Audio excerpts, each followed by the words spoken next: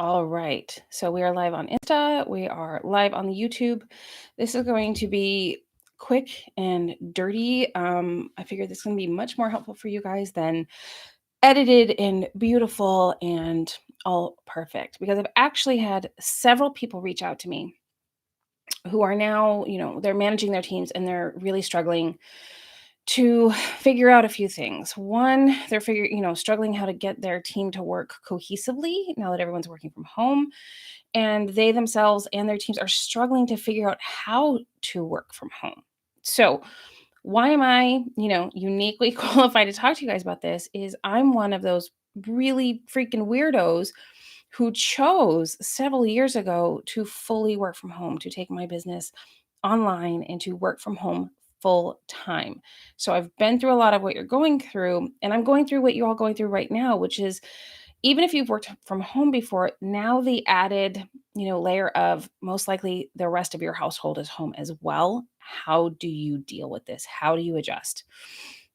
So I've been talking to, fellow, online business owners, and also, asking them to talk to their clients. And I've been talking to, friends and family out in the field and some of you guys, and really getting, kind of your biggest pain points. And so I want to talk to you guys about some of those today. Um, so first off, it doesn't matter if you've got roommates, if you're married, if you're living with, just a partner, or it's just you and 29 dogs, whoever makes up your household, you guys have to sit down and you have to have a discussion about workspaces. Who's going to work where and when? And it has to happen before the day starts. And ideally, they'll become sort of permanent, separate work spaces, so that you only have to have the conversation once. You don't need to have it all the time. Having your own workspace that is going to be yours, that your laptop's going to be able to be plugged in, that you're going to get internet, that you're going to be able to do all the things you need to do, and that no one's walking around behind you in their boxer shorts, that needs to happen. So that is number one. You need to speak to your household, agree who's going to work where, when. And if you are solo in your household, you've got an apartment all to yourself, lucky you, you really do want to create a designated workspace. Otherwise, your couch will form to the shape of your booty. And unless you're in the tiniest studio and your couch really is your only available workspace, you do want to keep it somewhere that is much more like a desk. Whether that's the kitchen table, whether that is, a lap desk and a comfy chair in your room, wherever it may be, but you want to designate that as your workspace. Ideally, it's a space you don't generally spend a lot of time in, so that, when your workday is done, you can walk away from it. So that is, the very, very first thing you want to do is designate a workspace, have the discussion with the others in your household about whose workspace is where and when. All right. Number two, people are going to be stressed out and people are going to get defensive. So in your household, if you've never had a chore wheel, this might be the time to, bust one of those out. This should be part of the conversation about the workspace and who's taking care of what responsibilities. If you've got dogs, if you've got children, if it's just chores, who's taking care of all of those and when is it occurring? If someone is feeling resentful or resented, unnecessary arguments are going to take place. And it's just an added level of stress that nobody needs right now. We're all in this same crazy, crazy boat. We all really need to be kind of at our best, and fighting with whoever it is that we live with is not the best. It is not going to help us in any way, right? So having those conversations up front so that everyone knows what's expected of them and when is going to save a lot of time and a lot of, needless arguing, especially for people who are used to having, people around the office to take care of certain things, or they're not used to, really seeing what their partner does in terms of housework. These are conversations that need to occur. Get it all out on the table. Some of it might be an uncomfortable conversation, but you have one of these and then it's done, right? All right. So number three, and this goes in line with that. And this, unfortunately, is not a shock to any women out there. No matter what the household, women take on the bulk of emotional labor as well as physical labor. So that includes figuring out what everyone's going to eat and how it's going to get cooked, figuring out childcare, whether they're the ones, handling the childcare on top of their other jobs, whatever it is. And, as women, we're used to just taking that on. This has to be one of those times where boundaries are set. If you are a two-parent household and you have kids, two parents need to be parenting, right? You're there with your children 24/7 right now. And I know you guys know this, and I know this is not news to you, but that shit is stressful, right? That cannot just, that expectation can't fall on one person. And if you take it on as the woman in the household, you can back yourself into a corner by not putting your foot down, by not creating those boundaries, by not saying what you need when you need it. So again, this may be a somewhat uncomfortable conversation you need to have up front to save you guys some heartache on the back end, but you need to be as, if it's your roommates and it's about taking care of the house plant, whatever it is, if it's a living thing, it needs to be taken care of, and you guys need to figure out how it's going to be taken care of equally. Okay. I don't want to sound so dismissive of that by just saying okay, but you need to make sure that this is an equal opportunity household, whatever your household looks like. Okay. Number 4, hopefully by now, because this is about the second full week of quarantine.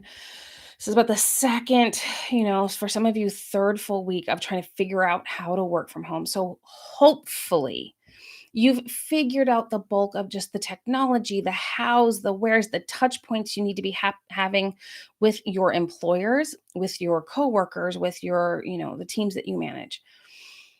If you haven't figured all of that out now, you need to just take a step back.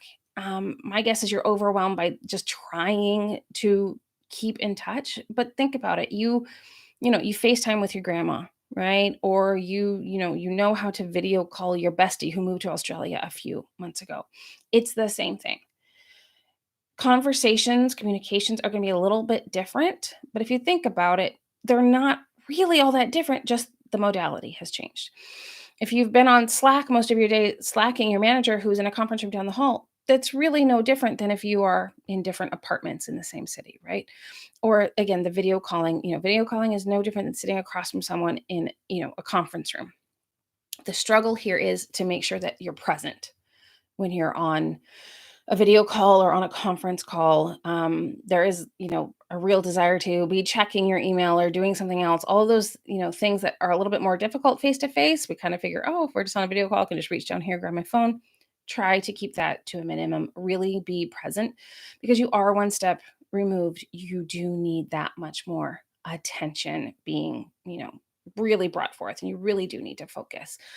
But if you're still struggling on the tech, reach out to me. I am happy to help. Again, this is something I've been doing for about 3 years full time. Me and all of my, online business cohorts, we've got all of this tech down. We know how to communicate with people across time zones on the other side of the world, different, all the different modes. So if you're struggling with that, please do reach out. And I'm happy to give you some suggestions for tech that works and ways to communicate that works. All right. This is one that an online cohort of mine and I were chatting about this morning because while she has worked from home for quite some time, it is now new for her to have her husband in her space working from home. And she's finding herself following him around, picking up his dirty dishes, his dish towels, things that are just being left on the floor, things just not getting done, just kind of spread all over. Now, to him, it's still his home. He hasn't switched mind frame that it's now his workspace. For her, the home is her workspace. So you need to remember that there is no office manager at your home, right? There's no one to call maintenance. There's no one to clean up the messes. There's no one else to get you the things that you need. You need to take care of all of those things and make sure that everyone else in your household is being taken care of as well, and that no one person is, picking up the brunt of this, right? There's no office manager at home. You are your own office manager. So treat your space and your fellow people with respect, which is number 6, is respect. So hopefully you're all hearing Aretha in your head. It's a biggie. We're all, again, stressed. We're all trying to figure all of this out, right? You need to respect your coworkers. You need to respect your household companions. You need to respect the fact that some people are just mentally not as prepared as they normally would be for, everyday type meetings, right? You need to have respect and understanding for people. But definitely, if you're trying to figure out how to work from home, it's about respecting your space, respecting the other people in the space, and also making sure you're being respected. We just need to accept that respect has to happen as a group, right? So, no office manager, respect your space, respect other people, respect where they are mentally right now. All right. So, number 7, you need to keep, and this is a thing that everyone who starts to work from home struggles with. So, if you are here, everyone who's ever had to work from home has struggled with this. Do not feel alone. It's this idea that, oh, I'm home, so I should just do the laundry in between those meetings, or I should just get that load of dishes done because they're just sitting there. I cannot stress enough that you need to separate home from work. Again, if you're in your workspace, it is your work space.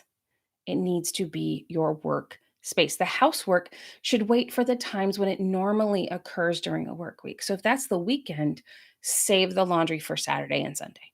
Save doing the dishes for after dinner.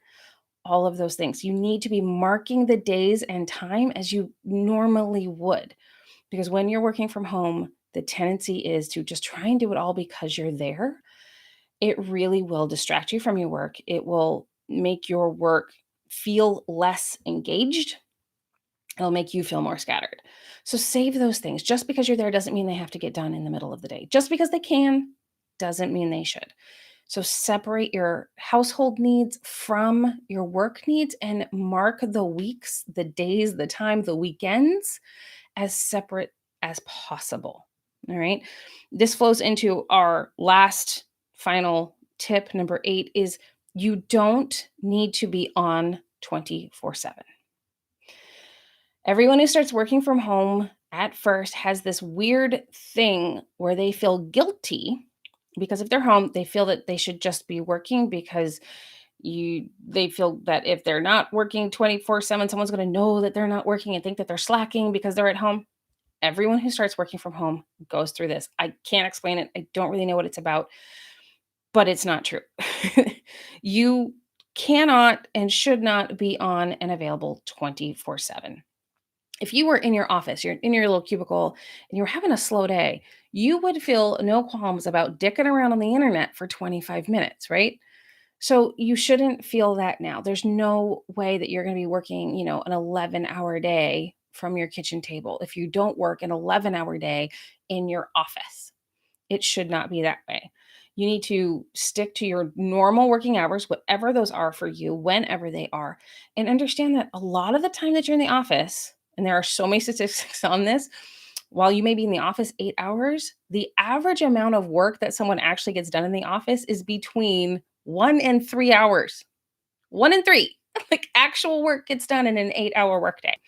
So if you can get all of that work done and you're spending the rest of the time futzing around, then that's your actual normal day. It just feels different because your work husband's not sitting next to you, or you're not getting up and going to the snack machine, or you're not taking your walk to your favorite coffee shop. 1 to 3 hours of work per day is the norm. It's crazy, but it's the norm. So make sure that you are not jumping out of bed and not going and exercising because you feel like you need to get on because you're going to be, feeling guilty if you're not working all day, every day. You need to take care of yourself in the same way you would, maybe even better than if you're going to the office. Make sure you're not skipping those workouts just because your computer is so quickly at hand, right? Do your workouts, eat healthy. If you normally grab a salad, but you're home, so you want to grab a box of Pop Tarts, try to have a salad with your Pop Tart, right? Try to create as normal, healthy a day as you possibly can. So, those are really my top 8 or like rules of engagement for how to learn how to work at home effectively when you've got a house full of people, a to-do list full of responsibilities, and a life that is way more uncertain than you ever expected. All right. So you can email me at ebs@ebsanders.com. Again, if you've got any questions about tech, how to communicate, If you want more info on any of these, tips, if you just want something, a little bit deeper, if you just want to vent about how crazy it is that you're never realized that your partner never walked the dog, whatever it is, shoot me an email, put a comment below, say hey. I am more than happy to answer these questions. If you're managing a team, reach out for sure, because I guarantee they're doing their best. And I know you're doing your best, and trying to do it all together. It's not easy, but we can do it. I promise. Again, take it from me. I've worked from home for 3 years. It's totally doable. People do it. Us weirdos, we've done it by choice. So email me, let me know. I'm happy to help. All right. Bye, everybody. Bye, Insta. Bye, YouTube. I will see you guys all soon. If there's any other topics you want me to chat about, shoot me an email. I am me, DM me, all of the things. Talk to you soon.